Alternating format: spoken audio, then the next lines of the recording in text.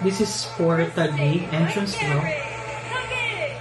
Diba? As expected, like, you know, modeling runway is something na ano na lang, pinat-pinat na lang sa kanya. Brand niya na yan, yung dark color with floral na ano.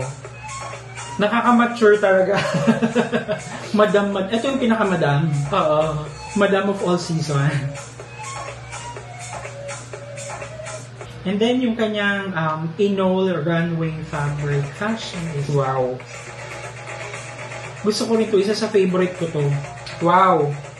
Ang ganda ng silhouette. Ang ganda ng pagkakaano. Gawa niyan. Ay?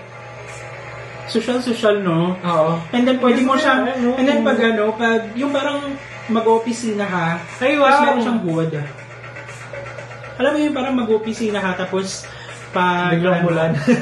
Grabe naman yung biglang umulan.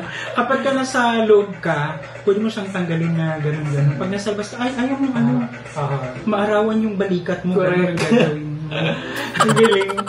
So, yun, nakakatuwa lang kasi na showcase ang local designers from Sultan Kudarat and also yung kanilang gawang Inol fashion, yung Inol fabric.